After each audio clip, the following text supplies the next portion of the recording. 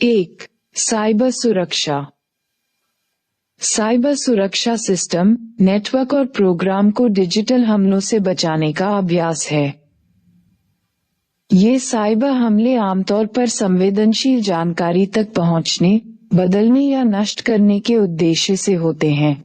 Ransomware के माध्यम से उपयोगकर्ताओं से पैसे ऐंठना या सामान्य व्यावसायिक प्रक्रियाओं को बाधित करना भी इसका उद्देश्य हो सकता है। 1.1 साइबर खतरों की अवधारणा। साइबर खतरे को कानूनी अधिकार के बिना डेटा, किसी एप्लीकेशन या संघीय प्रणाली तक पहुंच, घुसपैठ, हेरफेर या अखंडता, गोपनीयता, सुरक्षा या उपलब्धता को नुकसान पहुंचाने के लिए निर्देशित किसी भी पहचाने गए प्रयास के रूप में परिभाषित किया गया है। साइबर खतरा अनजाने और जानबूझकर, लक्षित या गैर लक्षित हो सकता है। यह विभिन्न स्रोतों से आ सकता है, जिसमें जासूसी और सूचना युद्ध में लगे विदेशी राष्ट्र, अपराधी, हैकर्स, वायरस प्रोग्राम लेखक और संगठन के भीतर काम करने वाले असंतुष्ट कर्मचारी और ठेकेदार शामिल हो सकते हैं। अनजाने खतरे असावधान या अप्रशिक्षित कर्मचारियों, सॉफ्टवेयर अपग्रेड, रखरखाव प्रक्रियाओं और उपकरण विफलताओं के कारण हो सकते हैं, जो अनजाने में कंप्यूटर सिस्टम को बाधित करते हैं या डेटा को दूषित करते हैं। जानबूझकर दी गई धमकियों में लक्षित और गैर लक्षित दोनों तरह के हमले शामिल हो सकते हैं। लक्षित हमला तब होता है जब कोई समूह या व्यक्ति विशेष रूप से एक महत्वपूर्ण बुनियादी ढांचा प्रणाली पर हमला करता है। एक गैर लक्षित हमला तब होता है जब हमले का इच्छित लक्ष्य अनिश्चित होता है, जैसे कि जब कोई वायरस, वर्म या मैलवेयर बिना किसी विशिष्ट लक्ष्य के इंटरनेट पर जारी किया जाता है। बार बार सबसे चिंताजनक रूप में पहचाने जाने वाला खतरा अंदरूनी सूत्र है, जिसमें कोई व्यक्ति वैध रूप से किसी सिस्टम या नेटवर्क तक पहुंच को अधिकृत करता है। 1.2 साइबर खतरों के प्रकार। डिनायल ऑफ सर्विस (DOS) और distributed denial of service (DDoS) हमले। सेवा से इनकार करने वाला DOS हमला सिस्टम के संसाधनों पर हावी हो जाता है ताकि वह सेवा अनुरोधों का जवाब न दे सके। DDoS हमला भी एक सिस्टम के संसाधनों पर हमला है, लेकिन ये बड़ी संख्या में अन्य होस्ट मशीनों से लॉन्च किया जाता है, जो हमलावर द्वारा नियंत्रित दुर्भावनापूर्ण सॉफ्टवेयर से संक्रमित होते हैं। Man in the middle (MITM) हमला। MITM हमला तब होता है जब हैकर क्लाइंट और सर्वर के संचार के बीच खुद को सम्मिलित करता है।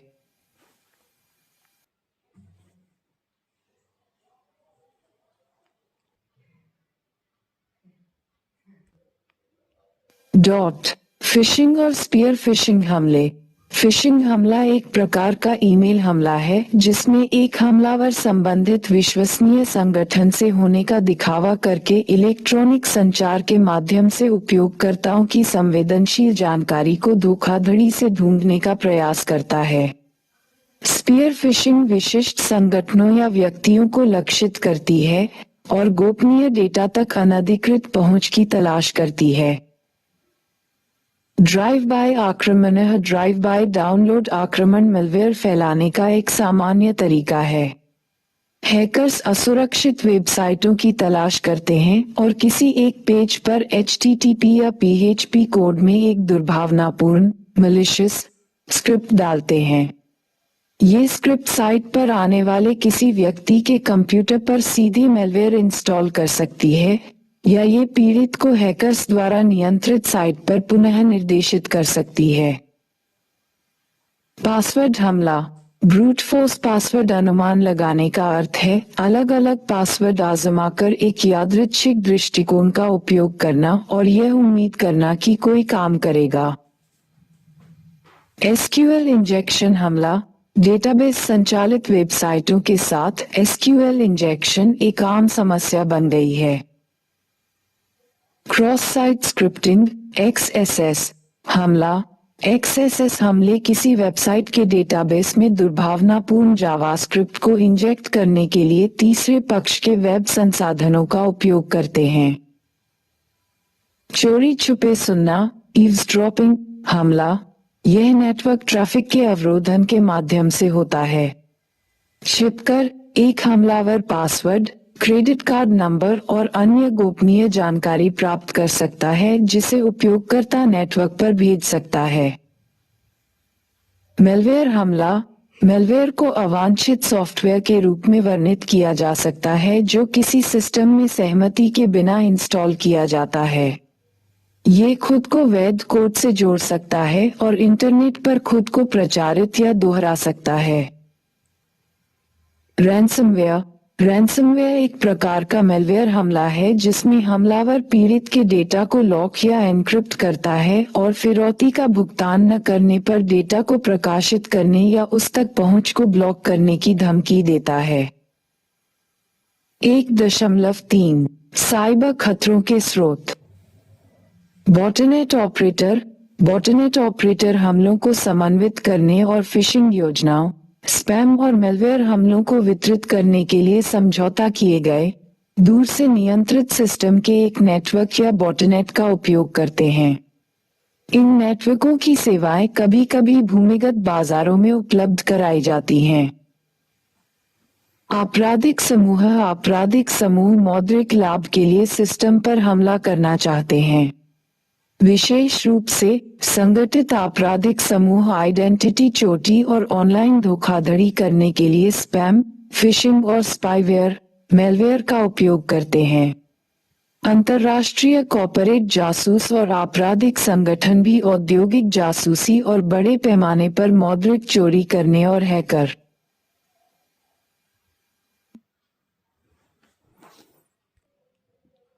प्रतिभा को काम पर रखने या विकसित करने की अपनी क्षमता के माध्यम से खतरा पैदा करते हैं। विदेशी राष्ट्र विदेशी खुफिया सेवाएं अपनी सूचना एकत्र करने और जासूसी गतिविधियों के हिस्से के रूप में साइबर उपकरणों का उपयोग करती हैं। साथ ही कई राष्ट्र सूचना युद्ध सिद्धांत, कार्यक्रम और क्षमताओं को विकसित करने के लिए आक्रामक रूप से काम कर रहे हैं। ऐसी क्षमताएं सैन्य शक्ति का समर्थन करने वाली आपूर्ति, संचार और आर्थिक बुनियादी ढांचे को बाधित करके एक इकाई को महत्वपूर्ण और गंभीर प्रभाव डालने में सक्षम बनाती हैं।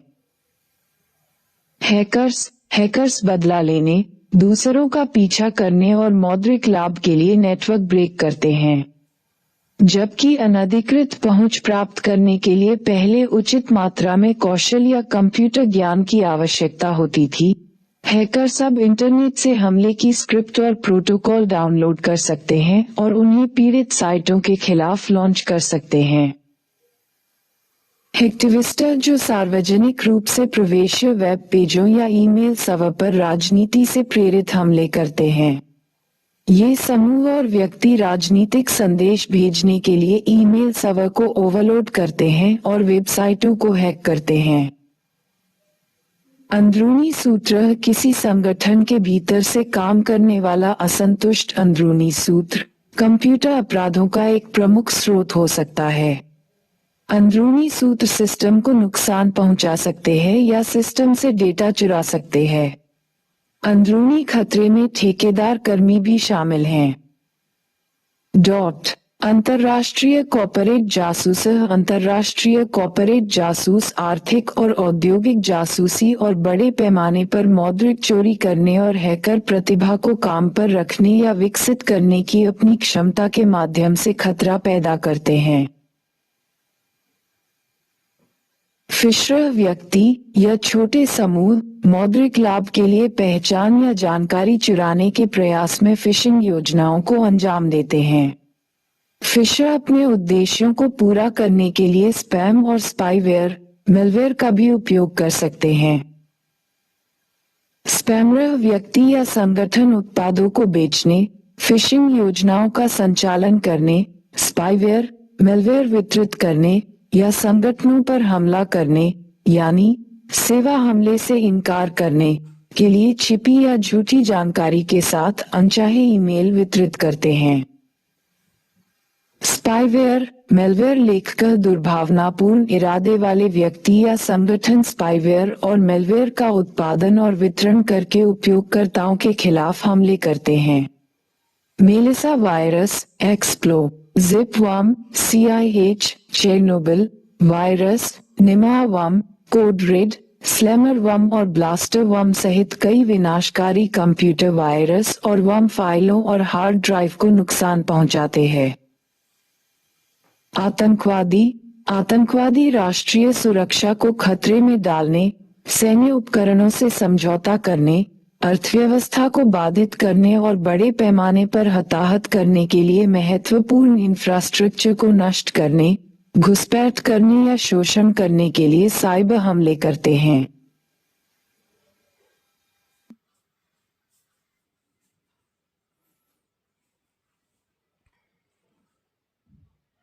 दो, भारत में साइबर सुरक्षा परिदृश्य। भारत में भारतीय व्यवसायों और सरकारी संस्थानों पर साइबर हमलों की बढ़ती संख्या के कारण हाल के वर्षों में साइबर सुरक्षा सर्वोच्च प्राथमिकता बन गई है। भारत में हाल के वर्षों में फिशिंग हमले बढ़ रहे हैं। एक उल्लेखनीय उदाहरण भारतीय रिजर्व बैंक पर 2017 का फिशिंग हमला है, जिसके परिणामस्वरूप $1 मिलियन से अधिक की चोरी हुई। भारत में मेलवेयर हमले भी आम हैं। 2016 में वानाक्राई रैंसमवेयर हमले ने आंध्र प्रदेश पुलिस बल और भारत संचार निगम लिमिटेड (BSNL) सहित कई भारतीय संगठनों को प्रभावित किया। भारत में 2022 में 13.91 लाख साइबर सुरक्षा घटनाएं देखी गई। संख्याएं अभी भी देश पर साइबर हमलों की पूरी तस्वीर नहीं देती हैं, क्योंकि इन आंकड़ों में केवल सर्टिन द्वारा रिपोर्ट की गई और ट्रैक की गई जानकारी शामिल है। इन चुनौतियों के बावजूद जब साइबर सुरक्षा की बात आती है तो भारत में सकारात्मक रुझान उभर रहे हैं। भारत सरकार ने देश की साइबर सुरक्षा स्थिति में सुधार के लिए कई कदम उठाए हैं, जिसमें राष्ट्रीय महत्वपूर्ण सूचना अवसंरचना संरक्षण केंद्र, national critical information infrastructure protection centre (NCIIPC) की स्थापना और राष्ट्रीय साइबर समन्वय केंद्र, national cyber coordination centre (NCCC) बनाना शामिल है। इसके अलावा सरकार ने नागरिकों को साइबर सुरक्षा खतरों के बारे में शिक्षित करने और खुद को सुरक्षित रखने के तरीके के बारे में शिक्षित करने के लिए विभिन्न जागरूकता अभियान शुरू किए हैं। भारतीय साइबर स्पेस को सुरक्षित करने के लिए भारत में अनुसंधान एवं विकास, कानूनी ढांचा, सुरक्षा घटनाएं, प्रारंभिक चेतावनी और प्रतिक्रिया, सर्वोत्तम सुरक्षा नीति अनुपालन और आश्वासन, अंतरराष्ट्रीय सहयोग और सुरक्षा प्रशिक्षण जैसे दृष्टिकोण भी अपनाए जाते हैं। 2.1 सूचना प्रौद्योगिकी अधिनियम 2000 का अधिनियम भारत की संसद द्वारा अधिनियमित किया गया था और भारतीय साइबर सुरक्षा कानून का मार्गदर्शन करने, डेटा सुरक्षा नीतियों को स्थापित करने और साइबर अपराध को नियंत्रित करने के लिए भारतीय कंप्यूटर आपातकालीन प्रतिक्रिया team (Indian computer emergency response team certain) द्वारा प्रशासित किया गया था। ये ई-गवर्नेंस, ई-बैंकिंग, ई-कॉमर्स और निजी क्षेत्र सहित कई अन्य की भी सुरक्षा करता है।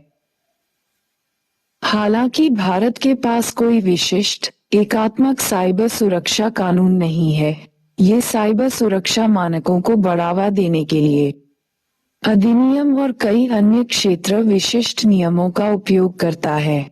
ये भारत में महत्वपूर्ण सूचना बुनियादी ढांचे के लिए एक कानूनी ढांचा भी प्रदान करता है। इस अधिनियम को सूचना प्रौद्योगिकी संशोधन अधिनियम 2008 के माध्यम से संशोधित किया गया था। संशोधन लागू किए गए और महत्वपूर्ण अनुभागों के नियम अक्टूबर 2009 में अधिसूचित किए गए थे, जो राष्ट्रीय साइबर सुरक्षा की जरूरतों को संबोधित करते हैं। संशोधन में अन्य बातों के साथ साथ साइबर अपराधों के नए रूपों से निपटने के लिए अधिनियम 2000 में प्रावधान जोड़े गए, जैसे इलेक्ट्रॉनिक रूप में स्पष्ट यौन सामग्री को प्रचारित करना, वीडियो ताक झांक और गोपनीयता का उल्लंघन और मध्यस्थ और ई-कॉमर्स धोखाधड़ी द्वारा डेटा का रिसाव। 2008 का इट अधिनियम किसी भी व्यक्ति, कंपनी या संगठन, मध्यस्थों पर लागू होता है जो भारत में कंप्यूटर संसाधनों, कंप्यूटर नेटवर्क या अन्य सूचना प्रौद्योगिकी का उपयोग करता है। 2.2 राष्ट्रीय साइबर सुरक्षा नीति 2013। भारत सरकार ने जुलाई 2013 को साइबर हमलों को रोकने के लिए सूचना की सुरक्षा और क्षमताओं का निर्माण करने के उद्देश्य से राष्ट्रीय साइबर सुरक्षा नीति 2013 लॉन्च की। इस नीति का उद्देश्य सरकारी और गैर सरकारी संस्थाओं सहित सूचना और संचार प्रौद्योगिकी उपयोगकर्ताओं और प्रदाताओं के व्यापक स्पेक्ट्रम को पूरा करना है। राष्ट्रीय साइबर सुरक्षा नीति 2013 देश की भौतिक और व्यावसायिक संपत्तियों की सुरक्षा के लिए है। राष्ट्रीय साइबर सुरक्षा नीति 2013 की मुख्य विशेषताएं। यह नीति देश के साइबर सुरक्षा मुद्दों से निपटने के लिए व्यापक, सहयोगात्मक और सामूहिक जिम्मेदारी के लिए एक रूपरेखा तैयार करती है। नीति में 14 उद्देश्य बताए गए हैं, जिनमें क्षमता निर्माण, कौशल विकास और प्रशिक्षण के माध्यम से अगले 5 वर्षों में 5 लाख मजबूत पेशेवर, कुशल कार्यबल का निर्माण शामिल है। नीति में आईसीटी इंफ्रास्ट्रक्चर के खतरों के संबंध में रणनीतिक जानकारी प्राप्त करने, प्रभावी, पूर्वानुमानित, निवारक, सक्रिय प्रतिक्रिया और पुनर्प्राप्ति इकाइयों के माध्यम से प्रतिक्रिया, समाधान और संकट प्रबंधन के लिए परिदृश्य बनाने के लिए राष्ट्रीय और क्षेत्रीय स्तर पर 24x7 तंत्र बनाने की योजना है। यह नीति एक सुरक्षित साइबर इकोसिस्टम बनाने के लिए 8 अलग-अलग रणनीतियों की पहचान करती है, जिसमें विभिन्न उत्पादों या सेवाओं के बीच अंतर संचालनीयता और डेटा विनिमय की सुविधा के लिए खुले मानकों को प्रोत्साहित करने के अलावा एक आश्वासन ढांचा बनाने की आवश्यकता भी शामिल है।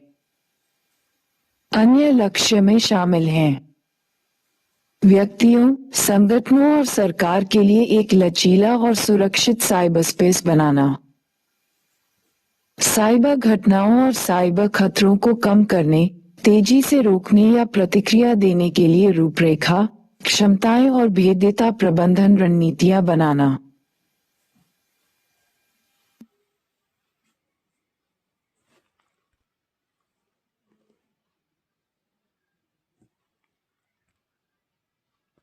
संगठनों को ऐसी साइबर सुरक्षा नीतियां विकसित करने के लिए प्रोत्साहित करना जो रणनीतिक लक्ष्यों, व्यावसायिक वर्कफ्लो और सामान्य सर्वोत्तम प्रथाओं के अनुरूप हों। साथ ही साइबर अपराध से होने वाले नुकसान को कम करने के लिए संस्थागत संरचनाएं, प्रक्रियाएं, प्रौद्योगिकी और सहयोग बनाना। 2.3 सूचना प्रौद्योगिकी नियम। केंद्र सरकार द्वारा फरवरी 2021 में सूचना प्रौद्योगिकी, मध्यवर्ती दिशानिर्देश और डिजिटल मीडिया आचार संहिता नियम 2000 नियम जारी किए गए थे।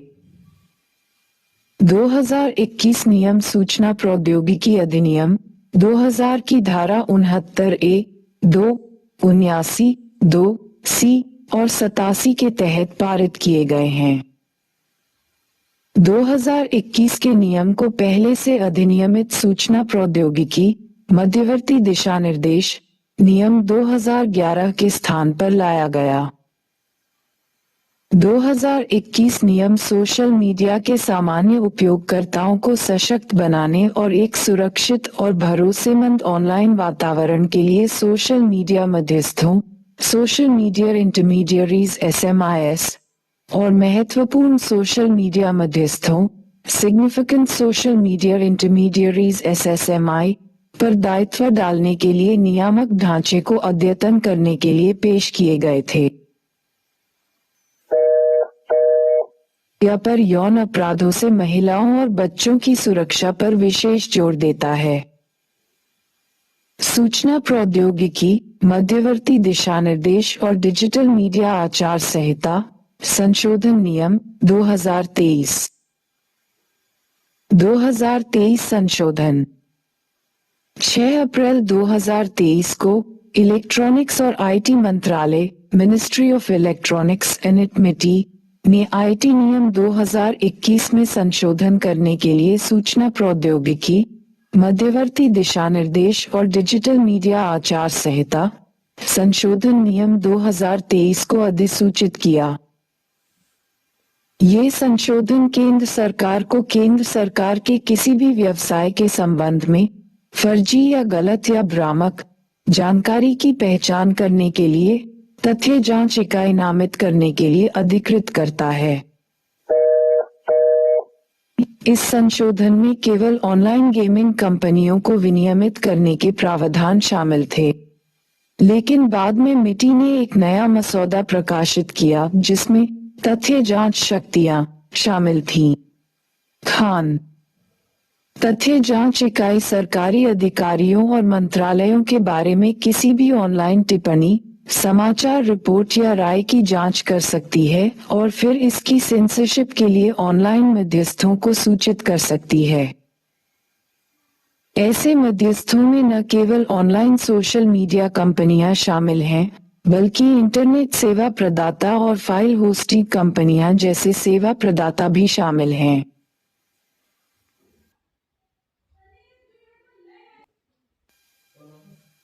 यदि कोई मध्यस्थ अनुपालन करने में विफल रहता है तो उन्हें अधिनियम 2000 की धारा 79 के तहत अपनी सुरक्षित हाब स्थिति खोने का जोखिम होगा। सुरक्षित हाब प्रावधान में कहा गया है कि एक मध्यस्थ उसके द्वारा उपलब्ध या होस्ट की गई किसी भी तीसरे पक्ष की जानकारी, डेटा या संचार लिंक के लिए उत्तरदायी नहीं होगा। 2.4 राष्ट्रीय साइबर सुरक्षा रणनीति 2020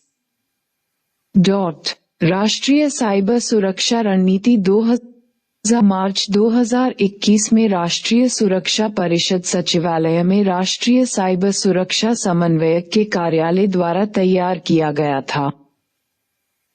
रणनीति का उद्देश्य साइबर सुरक्षा ऑडिट गुणवत्ता में सुधार करना है ताकि संगठन अपने साइबर सुरक्षा वास्तुकला और ज्ञान की बेहतर समीक्षा कर सकें।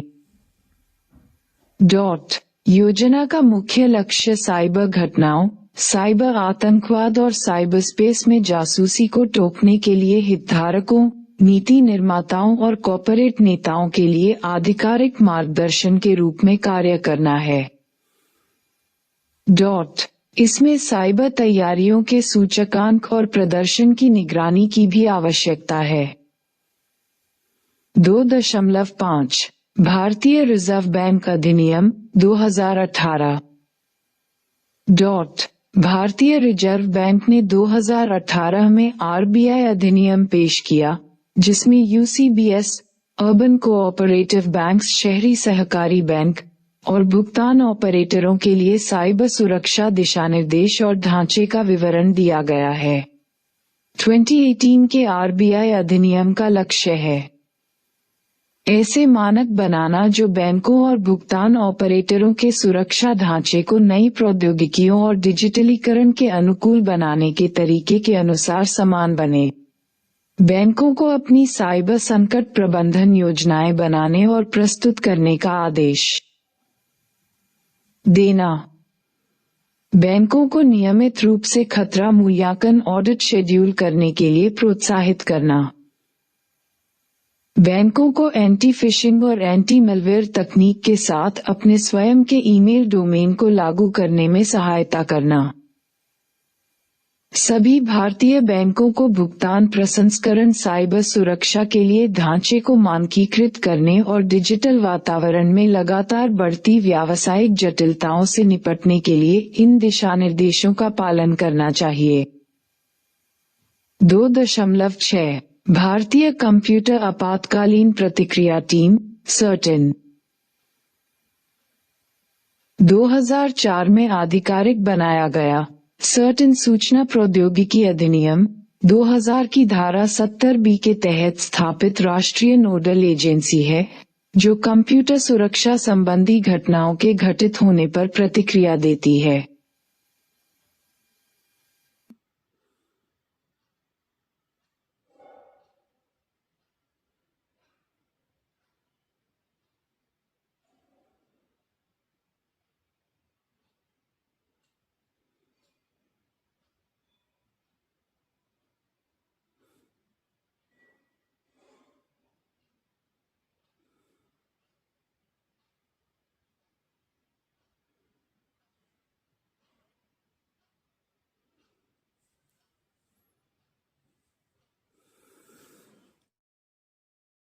सर्टिन अपनी वेबसाइट पर सूचना के प्रसार के माध्यम से सुरक्षा मुद्दों पर जागरूकता पैदा करता है और 24/7 घटना प्रतिक्रिया सहायता डेस्क संचालित करता है। ये घटना निवारण और प्रतिक्रिया सेवाओं के साथ साथ सुरक्षा गुणवत्ता प्रबंधन सेवा भी प्रदान करता है। सर्टिन साइबर सुरक्षा के क्षेत्र में निम्नलिखित कार्य करता है। साइबर घटनाओं पर सूचना का संग्रहण, विश्लेषण और प्रसार, साइबर सुरक्षा घटनाओं का पूर्वानुमान और अलर्ट, साइबर सुरक्षा घटनाओं से निपटने के लिए आपातकालीन उपाय, साइबर घटना प्रतिक्रिया गतिविधियों का समन्वय, साइबर घटनाओं की सूचना सुरक्षा, प्रथाओं, प्रक्रियाओं, रोकथाम, प्रतिक्रिया और रिपोर्टिंग से संबंधित दिशा निर्देश, सलाह, वैधता नोट और श्वेत पत्र जारी करना, और साइबर सुरक्षा से संबंधित ऐसे अन्य कार्य जो निर्धारित किए जा सकते हैं। 2.7 राष्ट्रीय महत्वपूर्ण सूचना अवसंरचना संरक्षण केंद्र national critical information infrastructure protection centre NCIIPC। NCIIPC की स्थापना 16 जनवरी 2014 को इट अधिनियम 2000 की धारा 70A के तहत भारत सरकार द्वारा की गई थी।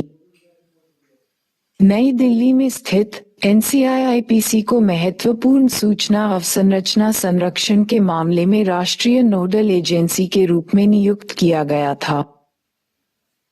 इसके अतिरिक्त NCIIPC को राष्ट्रीय तकनीकी अनुसंधान संगठन national technical research organisation NTRO की एक इकाई माना जाता है और इसलिए ये प्रधानमंत्री कार्यालय के अंतर्गत आता है। NCIIPC को महत्वपूर्ण सूचना बुनियादी ढांचे के लिए राष्ट्रीय स्तर के खतरों की निगरानी और रिपोर्ट करना आवश्यक है। महत्वपूर्ण क्षेत्रों में शामिल हैं शक्ति और ऊर्जा, बैंकिंग, वित्तीय सेवाएं और बीमा, दूरसंचार और सूचना, परिवहन, सरकार, सामरिक और सार्वजनिक उद्यम। NCIIPC ने इन महत्वपूर्ण क्षेत्रों, विशेष रूप से बिजली और ऊर्जा में संगठनों के लिए नीति मार्गदर्शन, ज्ञान साझाकरण और साइबर सुरक्षा जागरूकता के लिए कई दिशा निर्देशों को सफलतापूर्वक लागू किया है। 2.8 साइबर विनियम अपीलीय न्यायाधिकरण cyber regulations appellate tribunal CRAT। It अधिनियम 2000 धारा 62 के तहत भारत की केंद्र सरकार ने तथ्य खोज, साइबर साक्ष्य प्राप्त करने और गवाहों की जांच करने के लिए एक मुख्य शासी निकाय और प्राधिकरण के रूप में साइबर विनियमन अपीलीय न्यायाधिकरण बनाया। सिविल न्यायालय और सिविल प्रक्रिया संहिता 1908 के अनुसार CRAT के पास ये शक्ति है। शपथपत्रों पर साक्ष्य प्राप्त करना, सुनिश्चित करना कि सभी इलेक्ट्रॉनिक और साइबर साक्ष्य और रिकॉर्ड अदालत के लिए प्रस्तुत किए जाएं। गवाहों, दस्तावेजों और शपथ के तहत लोगों की जांच के लिए नियमित कमीशन लागू करना, बुलाना और जारी करना, घटनाओं और मामलों को सुलझाने के लिए न्यायालय के अंतिम निर्णयों की समीक्षा करना, डिफॉल्टर के आवेदनों को एकपक्षीय रूप से स्वीकृत, खारिज या घोषित करना। 3. डिजिटल व्यक्तिगत डेटा संरक्षण, digital personal data protection (DPDP) अधिनियम 2023 S. 11 अगस्त 2023 को डिजिटल व्यक्तिगत डेटा संरक्षण अधिनियम 2023 अधिनियम को भारत के राष्ट्रपति की सहमति प्राप्त हुई और इसे आधिकारिक राजपत्र में प्रकाशित किया गया। DPDP अधिनियम भारत का पहला डेटा संरक्षण अधिनियम है और यह भारत में व्यक्तिगत डेटा के प्रसंस्करण के लिए एक रूपरेखा स्थापित करता है। ये डिजिटल व्यक्तिगत डेटा के प्रसंस्करण के लिए इस तरह से प्रावधान करता है जो व्यक्तियों के अपने व्यक्तिगत डेटा की सुरक्षा के अधिकारों और वैध उद्देश्यों के लिए और उससे जुड़े या प्रासंगिक मामलों के लिए ऐसे व्यक्तिगत डेटा को संसाधित करने की आवश्यकता दोनों को पहचानता है। यह अधिनियम संक्षिप्त और सरल है, यानी सरल, सुलभ, तर्कसंगत और कार्रवाई योग्य कानून है और संसदीय कानून बनाने में महिलाओं को स्वीकार करने के लिए ही के बजाय शी शब्द का इस्तेमाल किया गया है। 7 सिद्धांत। यह अधिनियम निम्नलिखित 7 सिद्धांतों पर आधारित है। व्यक्तिगत डेटा के सहमतिपूर्ण, वैध और पारदर्शी उपयोग का सिद्धांत।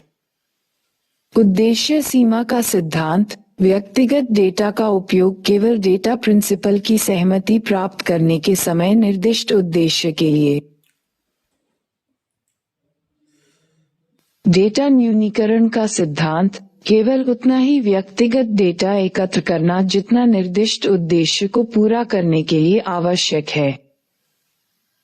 डेटा सटीकता का सिद्धांत। सुनिश्चित करना कि डेटा सही और अद्यतन है। भंडारण सीमा का सिद्धांत। डेटा को केवल तब तक संग्रहित करना जब तक कि निर्दिष्ट उद्देश्य के लिए इसकी आवश्यकता हो। उचित सुरक्षा उपायों का सिद्धांत और जवाबदेही का सिद्धांत। डेटा उल्लंघनों और विधेयक के प्रावधानों के उल्लंघनों के निर्णय और उल्लंघनों के लिए दंड लगाने के माध्यम से। डिजिटल व्यक्तिगत डेटा संरक्षण अधिनियम 2023 की मुख्य विशेषताएं। प्रयोज्यता। यह अधिनियम भारत के भीतर डिजिटल व्यक्तिगत डेटा के ऐसे प्रसंस्करण पर लागू होता है जहां ऐसा डेटा ऑनलाइन एकत्र किया जाता है या ऑफलाइन एकत्र किया जाता है और डिजिटलीकृत किया जाता है। ये भारत के बाहर व्यक्तिगत डेटा के प्रसंस्करण पर भी लागू होगा यदि यह भारत में वस्तुओं या सेवाओं की पेशकश के लिए है तो। व्यक्तिगत डेटा को किसी व्यक्ति के बारे में किसी भी डेटा के रूप में परिभाषित किया जाता है जो ऐसे डेटा के आधार पर या उसके संबंध में पहचाना जा सकता है। सहमति। व्यक्तिगत डेटा को व्यक्ति की सहमति प्राप्त करने के बाद केवल वैध उद्देश्य के लिए संसाधित किया जा सकता है। सहमति लेने से पहले एक नोटिस दिया जाना चाहिए। नोटिस में एकत्र किए जाने वाले व्यक्तिगत डेटा और प्रसंस्करण के उद्देश्य के बारे में विवरण होना चाहिए। सहमति किसी भी समय वापस ली जा सकती है। निम्नलिखित सहित वैध उपयोगों के लिए सहमति की आवश्यकता नहीं होगी। निर्दिष्ट उद्देश्य जिसके लिए डेटा किसी व्यक्ति द्वारा स्वेच्छा से प्रदान किया गया है। सरकार द्वारा लाभ या सेवा का प्रावधान इन चिकित्सा आपातकाल और रोजगार। 18 वर्ष से कम आयु के व्यक्तियों के लिए माता पिता या कानूनी अभिभावक द्वारा सहमति प्रदान की जाएगी। डेटा प्रिंसिपल के अधिकार। डेटा प्रिंसिपल वह व्यक्ति होता है जिसका डेटा संसाधित किया जा रहा है। उसे इसका अधिकार होगा। प्रसंस्करण के बारे में जानकारी प्राप्त करना, व्यक्तिगत डेटा में सुधार और उसे मिटाने की मांग करना। मृत्यु या अक्षमता की स्थिति में अधिकारों का प्रयोग करने के लिए किसी अन्य व्यक्ति को नामांकित करना और डेटा प्रिंसिपल के कर्तव्य। शिकायत निवारण, डेटा प्रिंसिपलों के कुछ कर्तव्य होंगे। उन्हें यह नहीं करना चाहिए: झूठी या तुच्छ शिकायत दर्ज करना और निर्दिष्ट मामलों में कोई गलत विवरण प्रस्तुत करना या किसी अन्य व्यक्ति का प्रतिरूपण करना। कर्तव्यों का उल्लंघन करने पर 10,000 रुपये तक का जुर्माना लगाया जाएगा। डेटा फिडुशियरी के दायित्व। डेटा प्रत्ययी वह इकाई है जो प्रसंस्करण के उद्देश्य और साधन का निर्धारण करती है। डेटा प्रत्ययी को ये करना होगा: डेटा की सटीकता और पूर्णता सुनिश्चित करने के लिए उचित प्रयास करना, डेटा उल्लंघन को रोकने के लिए उचित सुरक्षा उपाय बनाना, उल्लंघन की स्थिति में भारतीय डेटा संरक्षण बोर्ड और प्रभावित व्यक्तियों को सूचित करना और उद्देश्य पूरा होते ही व्यक्तिगत डेटा मिटा दें और कानूनी उद्देश्यों के लिए इसे बनाए रखना आवश्यक नहीं है। सरकारी संस्थाओं के मामले में भंडारण सीमा और डेटा प्रिंसिपल का मिटाने का अधिकार लागू नहीं होगा। भारत के बाहर व्यक्तिगत डेटा का स्थानांतरण। अधिनियम अधिसूचना के माध्यम से केंद्र सरकार द्वारा प्रतिबंधित देशों को छोड़कर भारत के बाहर व्यक्तिगत डेटा के हस्तांतरण की अनुमति देता है। प्लेटफॉर्म छूट। डेटा प्रिंसिपल के अधिकार और डेटा फिड्यूजरीज के दायित्व डेटा सुरक्षा को छोड़कर निर्दिष्ट मामलों में लागू नहीं होंगे। इसमें शामिल है अपराधों की रोकथाम और जांच और कानूनी अधिकारों या दावों का प्रवर्तन। केंद्र सरकार अधिसूचना द्वारा कुछ गतिविधियों को अधिनियम के लागू होने से छूट दे सकती है। इसमें शामिल है राज्य की सुरक्षा और सार्वजनिक व्यवस्था के हित में सरकारी संस्थाओं द्वारा प्रसंस्करण और अनुसंधान, संग्रह या सांख्यिकीय उद्देश्य। भारतीय डेटा संरक्षण बोर्ड।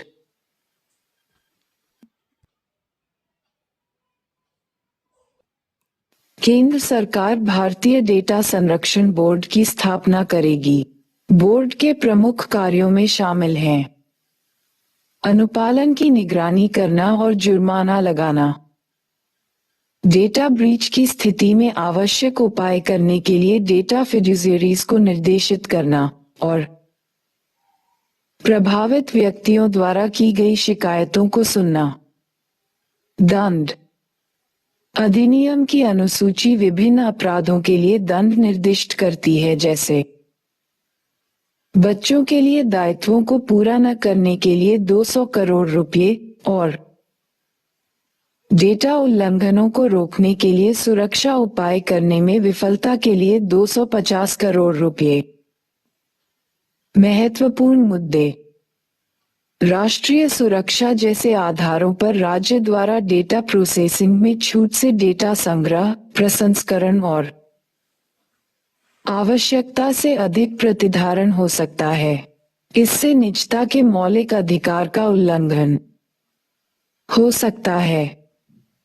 अधिनियम व्यक्तिगत डेटा के प्रसंस्करण से उत्पन्न होने वाले नुकसान के जोखिमों को विनियमित नहीं करता है। अधिनियम डेटा पोर्टेबिलिटी का अधिकार और डेटा प्रिंसिपल को भूल जाने का अधिकार नहीं देता है। अधिनियम केंद्र सरकार द्वारा अधिसूचित देशों को छोड़कर भारत के बाहर व्यक्तिगत डेटा के हस्तांतरण की अनुमति देता है। ये तंत्र उन देशों में डेटा सुरक्षा मानकों का पर्याप्त मूल्यांकन सुनिश्चित नहीं कर सकता है जहां व्यक्तिगत डेटा के हस्तांतरण की अनुमति है। भारतीय डेटा संरक्षण बोर्ड के सदस्यों की नियुक्ति 2 साल के लिए की जाएगी और वे पुनर्नियुक्ति के लिए पात्र होंगे। पुनर्नियुक्ति की गुंजाइश वाला अल्पावधि बोर्ड के स्वतंत्र कामकाज को प्रभावित कर सकता है। 1. Internet of things, internet of things IoT।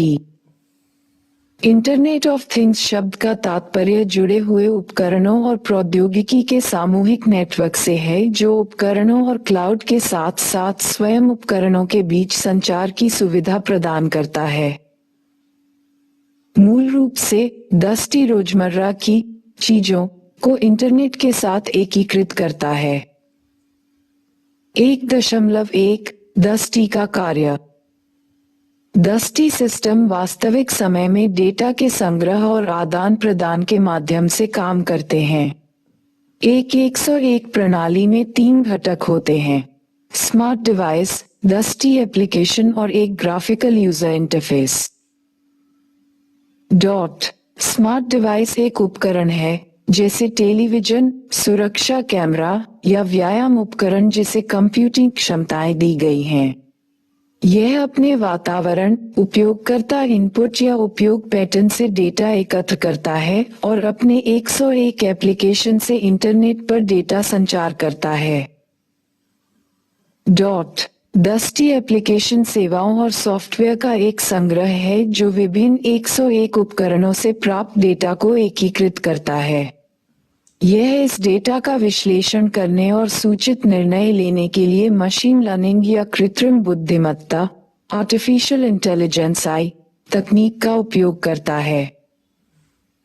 निर्णय वापस 101 डिवाइस को सूचित कर दिए जाते हैं और 101 डिवाइस फिर इनपुट पर समझदारी से प्रतिक्रिया करता है। IoT डिवाइस को ग्राफिकल यूजर इंटरफेस के माध्यम से प्रबंधित किया जा सकता है। 1.2 दस्ती उपकरणों के उदाहरण। कनेक्टेड कारें। ऐसे कई तरीके हैं जिनसे वाहनों जैसे कारों को इंटरनेट से जोड़ा जा सकता है। ये स्मार्ट डैशकैम, इंफोटेनमेंट सिस्टम या यहाँ तक कि वाहन के कनेक्टेड गेटवे के माध्यम से भी हो सकता है। वे ड्राइवर के प्रदर्शन और वाहन दोनों की निगरानी के लिए एक्सीलेटर, ब्रेक, स्पीडोमीटर, ओडोमीटर, पहियों और ईंधन टैंक से डेटा एकत्र करते हैं। कनेक्टेड घर। स्मार्ट होम डिवाइस मुख्य रूप से घर की दक्षता और सुरक्षा में सुधार के साथ साथ घरेलू नेटवर्किंग में सुधार पर केंद्रित हैं। स्मार्ट आउटलेट जैसे उपकरण बिजली के उपयोग की निगरानी करते हैं और स्मार्ट थर्मोस्टेट बेहतर तापमान नियंत्रण प्रदान करते हैं। हाइड्रोपोनिक सिस्टम बगीचे के प्रबंधन के लिए 101 सेंसर का उपयोग कर सकते हैं जबकि 101 स्मोक डिटेक्टर तंबाकू के धुएं का पता लगा सकते हैं। दरवाजे के ताले, सुरक्षा कैमरे और पानी रिसाव डिटेक्टर जैसी घरेलू सुरक्षा प्रणालियां खतरों का पता लगा सकती हैं और उन्हें रोक सकती हैं और घर के मालिकों को अलर्ट भेज सकती हैं। स्मार्ट शहर। IoT अनुप्रयोगों ने शहरी नियोजन और इंफ्रास्ट्रक्चर के रखरखाव को अधिक कुशल बना दिया है। IoT अनुप्रयोगों का उपयोग वायु गुणवत्ता और विकिरण के स्तर को मापने, स्मार्ट प्रकाश व्यवस्था के साथ ऊर्जा बिल को कम करने, महत्वपूर्ण इंफ्रास्ट्रक्चर के लिए रखरखाव की जरूरतों का पता लगाने और कुशल पार्किंग प्रबंधन के माध्यम से मुनाफा बढ़ाने के लिए किया जा सकता है। उत्पादन। दस्ती एप्लीकेशन मशीन की विफलता होने से पहले ही उसका अनुमान लगा सकते हैं, जिससे उत्पादन डाउनटाइम कम हो जाता है। श्रमिकों को संभावित खतरों के बारे में चेतावनी देने के लिए हेलमेट और रिस्टबैंड में पहनने योग्य उपकरणों के साथ साथ कंप्यूटर विजन कैमरों का उपयोग किया जाता है। रसद एवं परिवहन। वाणिज्यिक और औद्योगिक 101 उपकरण इन्वेंट्री प्रबंधन, विक्रेता संबंध, फ्लीट प्रबंधन और निर्धारित रखरखाव सहित आपूर्ति श्रृंखला प्रबंधन में मदद कर सकते हैं। शिपिंग कंपनियां परिसंपत्तियों पर नजर रखने और शिपिंग मार्गों पर ईंधन की खपत को अनुकूलित करने के लिए औद्योगिक 10T अनुप्रयोगों का उपयोग करती हैं। 1.3 10T के लाभ। वास्तविक समय संसाधन दृश्यता। लागत में कमी। परिचालन दक्षता में सुधार। त्वरित निर्णय लेने के लिए डेटा संचालित अंतर्दृष्टि। शुरू से अंत तक परिसंपत्तियों, संसाधनों की दूरस्थ निगरानी और प्रबंधन। प्लेटफॉर्म। वास्तविक समय, पूर्वानुमानित और अनुदेशात्मक अंतर्दृष्टि। अंतिम ग्राहक अनुभव में सुधार।